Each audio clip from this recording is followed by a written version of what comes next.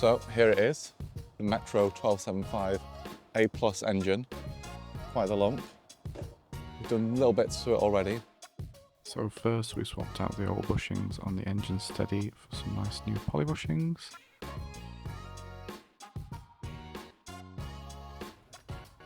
Then we swapped in the manual pedal box and put the steering column back on. One of the things that we noticed about the Metro engine when we got it was that one of the core plugs just had a piece of rubber kind of like screwed into it. So we took that out and replaced it with a proper core plug. Don't go past.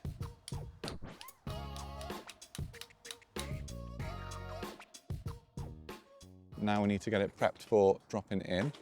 So the first thing is I've got a nice new manifold RC40 exhaust, so I've got to take the old manifold off and put the new stuff on. Let's get going. Car going up, ready for the engine. The process of putting it back together, we've found this hole here. Anyone knows what this does? Let us know. Wheels off, axles next. So what you can see here is a very common Mini fault. Is the toe arm is bent. And that's because people jack it up from the front here. And it just, oh, the camera. And it just bends the arm. So that'll need to get replaced at some point. Definitely need to do some work on the suspension. And for now, you can see the steering rack gator is completely shredded. Now I've got one of these to replace it. I will do a full tear down at some point, but for now, to prevent it getting any worse, I'll just swap it out and re-grease. It's coming straight off. There you go. Okay. She's free. Well, that was a surprise. Surprise I didn't anticipate is that the unit that's currently on there is all one cast piece. Exhaust inlet outlet is all one cast piece, and I don't have a piece for the carbs to go back on the engine. So I have to order one of them. We'll clean it up and get the exhaust manifold on for now. Time to do a bit of cleaning, take the gasket off. So we just noticed that there's a part, obviously for the Metro engine mount, we've already had to replace one side of it, but this must be the other side of it, so it doesn't make any sense for being on the Mini. So we're going to take it off. This is the part I had to add on. I had to add this section here and this part here because it wasn't on the Metro mount. Back on the Mini project today after a few months off, just because the weather has not allowed us to do anything because it's been chucking it down most weekends. Got a rare weekend that was dry and we're back on it today. We're going to try and just clean up the steering rack, put on some new gaiters and also some new track rod ends, just because all the rubber seals have gone and I wouldn't be confident in knowing how long they've gone for, so it's better just to replace them and clean it all up and reinstall some fresh new parts and make sure it's all okay. So let's get cracking.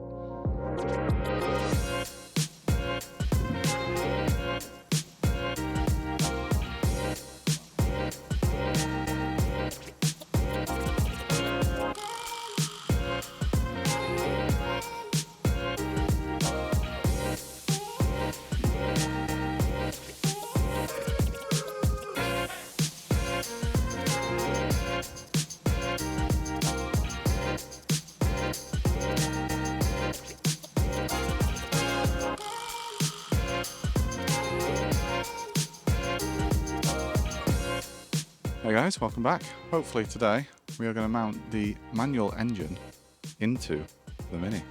Big step. But first, as this is an automatic subframe and that's actually wider than the manual subframe, we need to fit some adapter plates which need a bit of drilling, a bit of finessing to really fit in. So let's get cracking.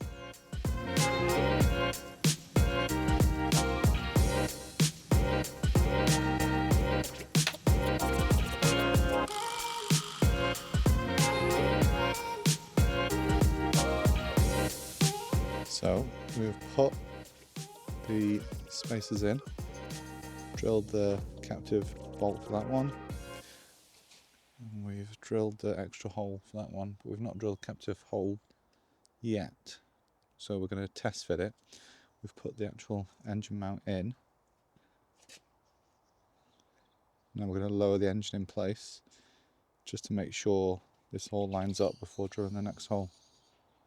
Just as a precaution, we decided to put the engine mount on the other side, just rather than put it onto the engine, so we can check when we're fitting it that it all lines up.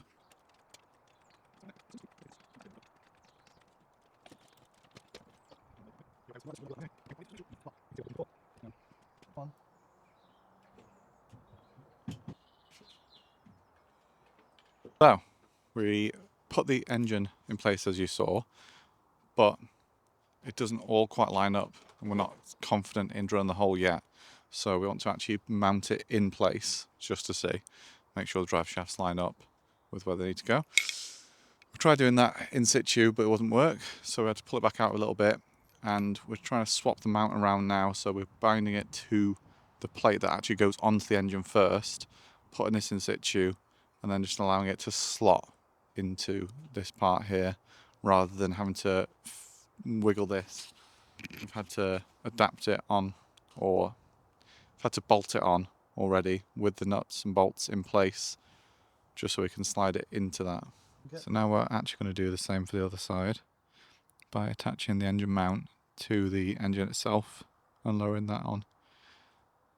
As you can see, the other side in place. Engine attempt, take 2. Tried it again, didn't quite work, so we lifted it out and we're putting a shorter bolt on the bolt nearest us, just because when we got it all the way down we couldn't actually get it in. So here's the test. Yeah, easy peasy. There we go. Do you want to try again? So now we can line it up and then just drop those bolts in. So this one, you can't get that one in too long unless you widen that hole. Yeah. Whereas with that one, you can get it lined up and just pop it in. Sorted. Oh.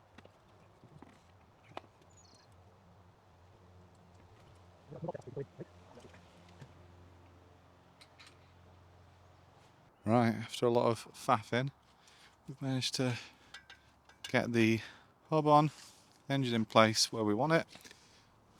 And now we can see that the drive shaft doesn't foul, and it's not at a crazy angle.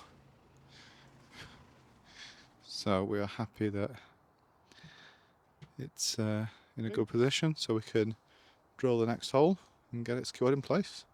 So, after about 5 or 6 times in and out, it is sat there in. Not torqued up yet, but it sits nicely. And we're tying down. Like it was always meant to be there.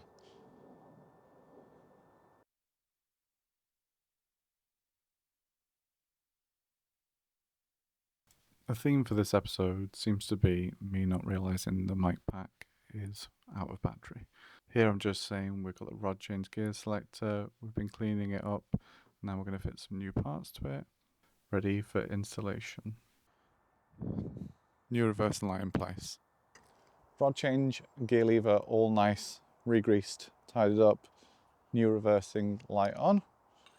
Now it's time to put these new fresh rubber on it, which are the steadies, and bolt it back up. So here you can see the new on the top versus the old. You need to knock that pin back out. Right, just hold that there. And I'll go and put a bolt on the inside, can't I? I believe you. And the thread on this, so we can get the engine steady back on. So it gives us a guide for where the rods need to end up in place, giving us an accurate guide for where the engine sits. Gear lever in. Another day on the engine swap. Today we are trying to get the radiator and cooling system back on. I think that might take us all day, so we'll see how far we get. After that, it's the carb and exhaust system, getting the ancillary drive belt back on, and trying to fire it up. But I think today we'll just be tackling the cooling system. So let's get cracking. So we needed to remove the Metro style thermostat housing and swap it for the Mini style. We didn't have it, so we just took it off the handy automatic engine we had lying about, but it was solid, so we had to heat it up a little to get the bolts moving, and then eventually they came free with a little persuading. Then we took it apart and cleaned it all up, all nice fresh metal, and then set about creating some gaskets. What we realised though is that the studs that hold the thermostat housing on the Metro engine are bent, so it's quite hard to get the thermostat housing on and off. So it's something we might have to address at a later date. The gaskets perished pretty much as soon as we took them off, so we set about creating one for some thin gasket paper. Not bad for my first ever gasket. Doing it like that. Yeah, that goes Yeah, that goes in there. there. That one goes on top. Yeah. And So that helps. fan belt going back on. Can it go on? There you go. Yeah, it goes on. Just need to adjust it, don't you? Manifold in. Rough placement. When we took the manifold off the Metro engine, we realised the thick washers that were holding it in place wouldn't fit with this manifold. So we managed to borrow some off the old auto engine, and I've got some ordered ready to put on. Start to figure out the accelerator. Need bits. Need more bits. Get oils shooting out of those. Okay, just go for it. I hate doing this. I don't like sparks. Then it came to one of my least favourite parts about car builds, electrics. So we had to match the wiring from the newer Metro engine to the older Mini wiring, and there was also the added complexity of wiring was for the auto engine. So we set about trying to figure it out and label it all up. Then we weren't sure if the start was working. That proved to be working. Then it was just a case of trying to apply electricity to see if it'll actually work on the engine. It did, it turned it over.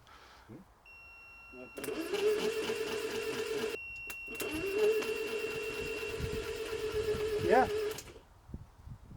Got oil pressure. Cool. Did you see that? Oh, I heard it. It's come back. That's how long it took to go away.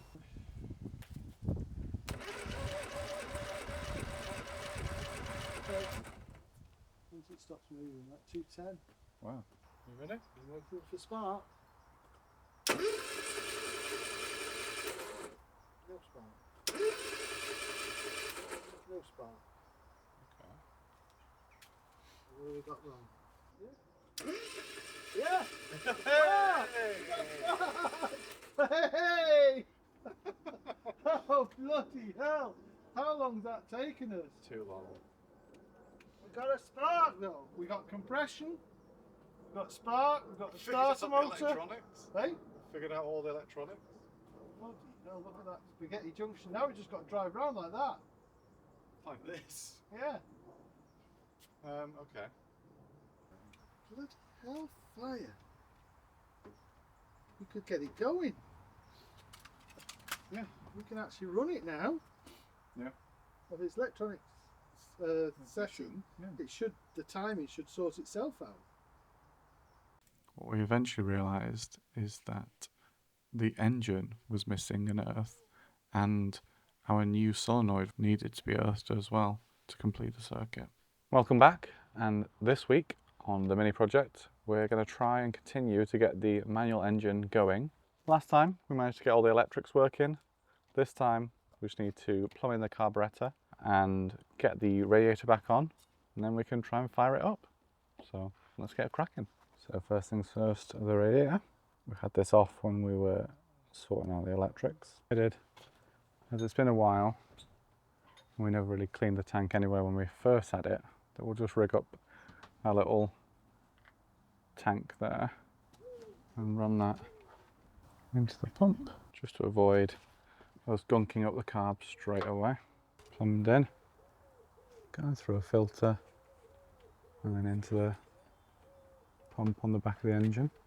What I totally forgot as well is that I'd actually ordered a load of new parts, so out with the old and in with the new.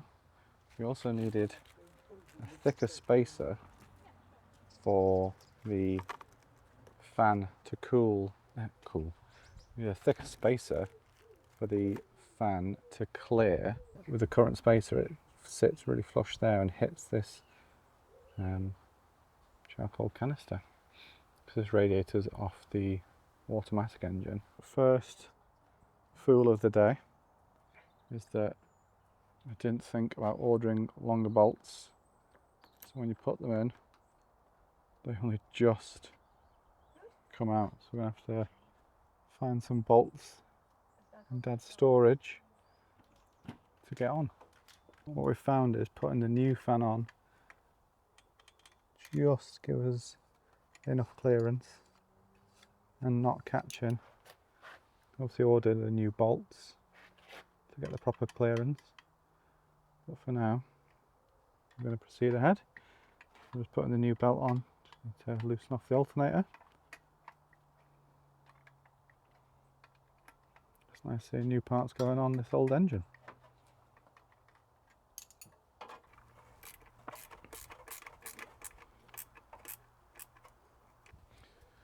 Okay, so now time to replace the bottom parts of this. Wow. If you can see that, they are perished. Ovals. Yeah. Nip those up, yeah. Yeah. And with the new.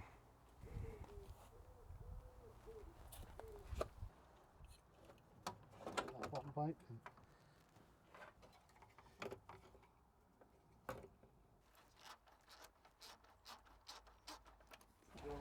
All in.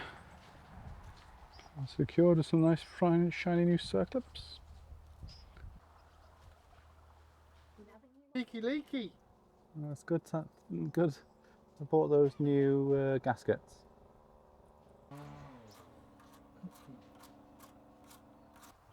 So new thermostat.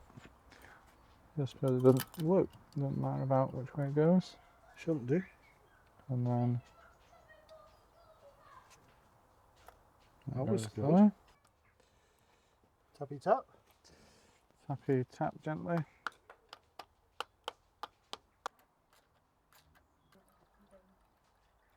Hey! No leaks apart from the overflow, that's No good. leaky, leaky. It was at this point my microphone pack died and I didn't quite realise. Again, quality YouTuber you're watching here. Foreshadowing from the last time we were working on it over 6 months ago when Dad said, Do you need to label anything before we forget? Because if you don't come back I'm to going to leave. If we about leave it, 6 months. if we leave it as it is. over 6 months later, we come back to it and we cannot figure out why the electrics aren't working. So we're going backwards and forwards, scratching our heads, thinking we had this working. But what we failed to remember was that we had an earth for the solenoid and an earth for the engine, which we eventually rediscover after a lot of head scratching and pulling the multimeter out. Once we had that figured out again, and earth the solenoid and earth the motor, we then could crank the engine over and test if it fires. After last time working on it, I'd even ordered a new earth strap, and it was sat in the house 10 metres away from us. You can see here, we finally get it cranking over by the fan moving and us nodding back to where we were 6 months ago. Here was our first test firing it, poured a bit of fuel down the carb, cranked it over, and it comes to life. Much to our astonishment. Granted, we did see that via a Facebook video it had been running, but it's just always nice when it actually runs. It started a bit ropey and just got better and better the more we ran it.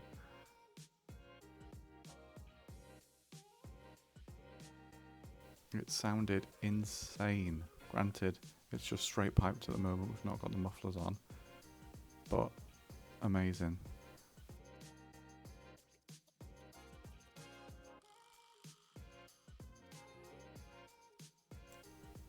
Once I cut the take, I went to rewatch it just to see what it sounded like, only to realise that then, yeah, I'd lost the mic pack for a while now. But luckily, we managed to find that we'd accidentally captured it on the Ring camera, and I'll cut that in now. Oh.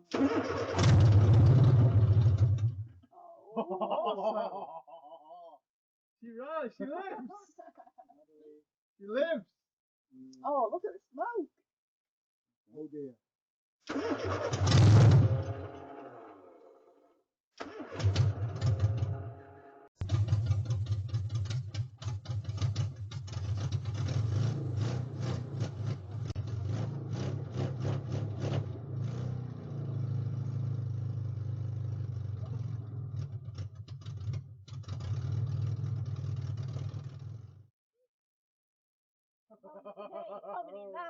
Bloody hell. Turn the ignition off. Yeah. She lives. Jesus Christ. She breathes fire. It's a bit of a Frankenstein, but holy cow, it sounds good, Ralph. Oh, it smells. I think you should straight pipe it like that. That rolling. Right, seeing as I lost the audio for the first one, thought I had to try and crank it again with audio. And also just see it wasn't a fluke.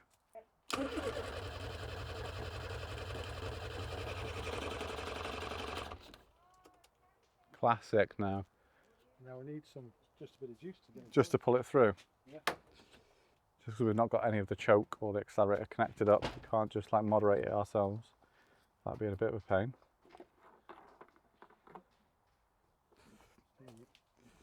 Okay. Oh, I'll check if it's got some pressure. You ready? Yeah, instant. Light goes out instantly. Woo!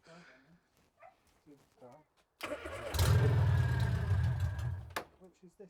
Oh, see, you've got to pull it further. Yeah. Right. Oh,